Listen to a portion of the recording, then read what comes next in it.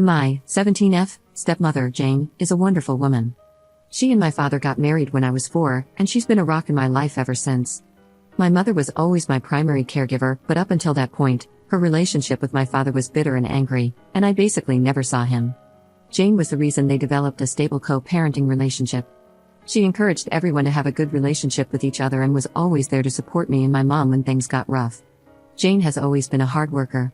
When she met my dad, he was living out of a hotel, and my mother was doing everything in her power to keep me away from him because she was petty and angry that their relationship didn't work out.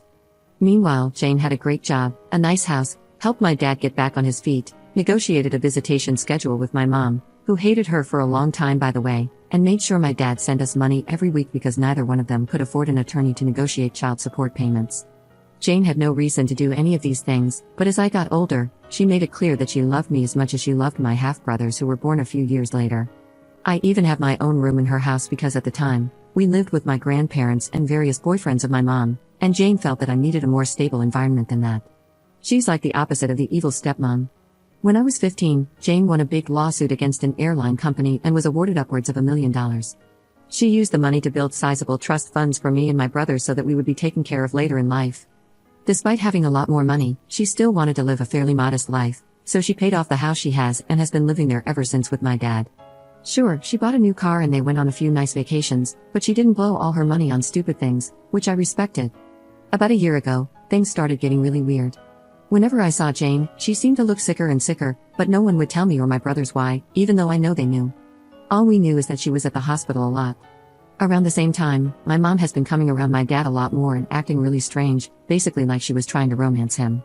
Whenever Jane was in the hospital, my mother would insist on spending the night at their house and playing mom to my brothers, which was so weird to me because she never liked them or Jane. She'd be the perfect little housewife, and my mom is not like that at all. It was super fake. Worst of all, my dad started falling for it. I'm not stupid, I'm pretty sure they were sleeping together. I tried to shield my brothers from it, but they're not dumb either. I tried talking to my dad too, but he insisted it wasn't like that.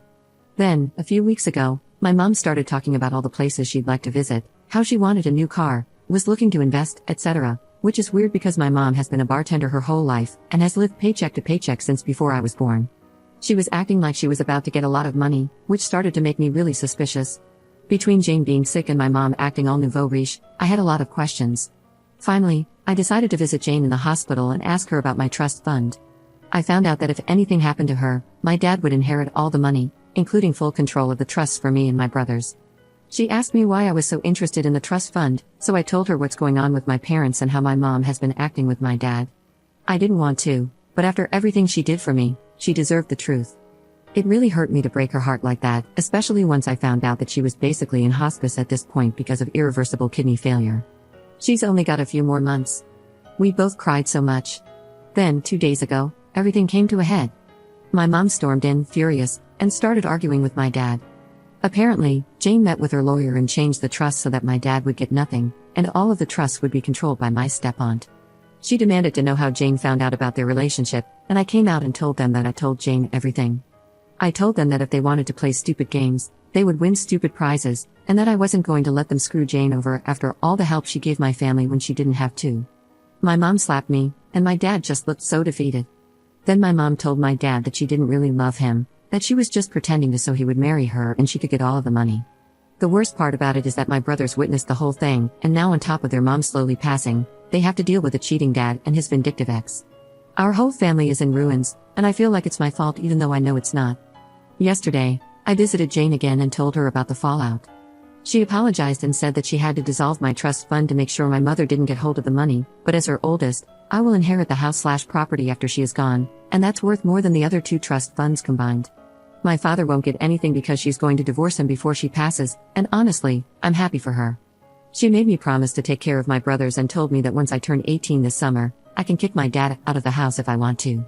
And I fully plan to do that, by the way.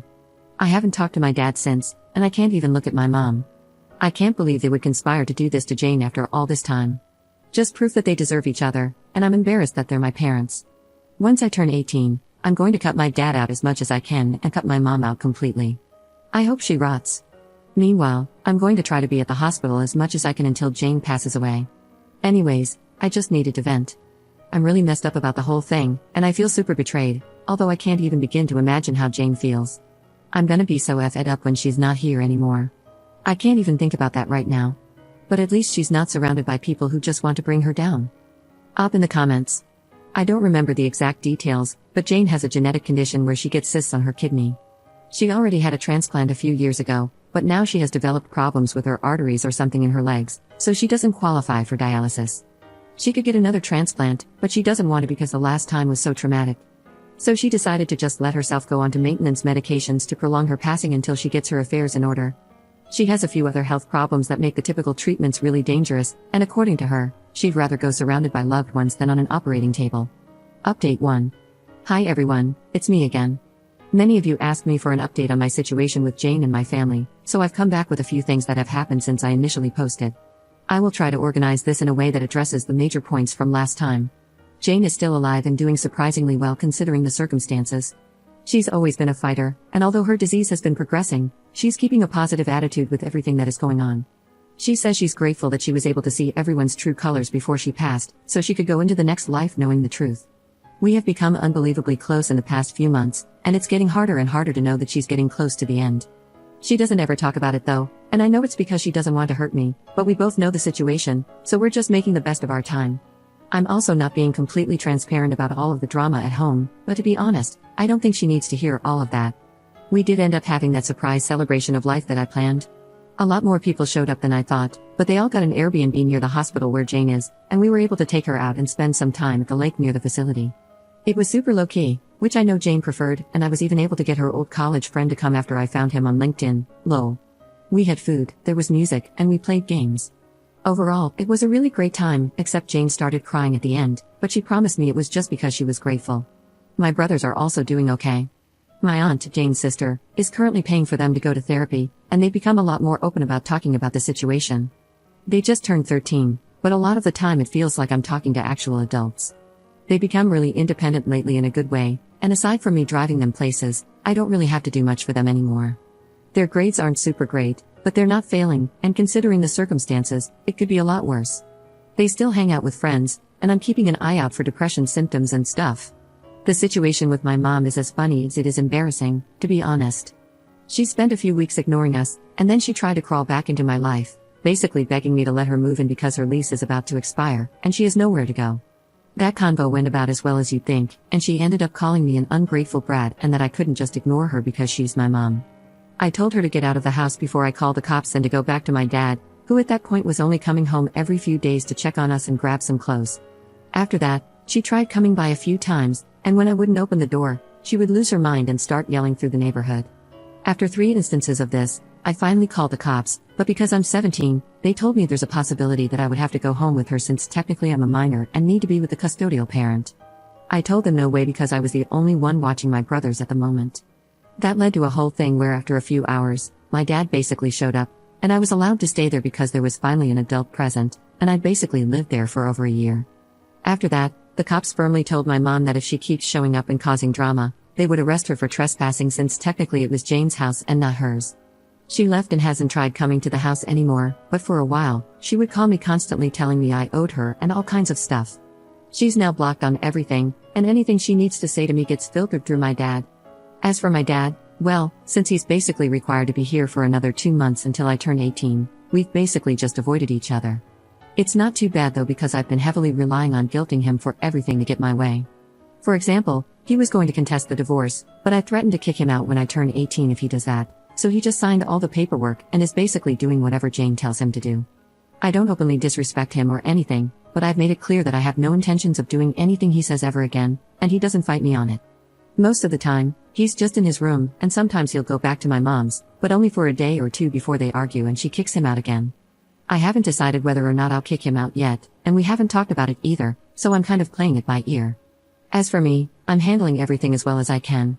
I found a new job where I make a little more money, so I've been focusing on saving as much as I can and just being there for my brothers. Between working, school, and visiting Jane, I've been so busy I haven't really had time to really stop and think about everything, but I know it'll come. One of my friends has really stepped up and helped me manage everything, and I'm super grateful to him for being there for me and my brothers, so we'll see how that goes. Anyways, I wish I had something more exciting to share, but that's what's happened since my last post.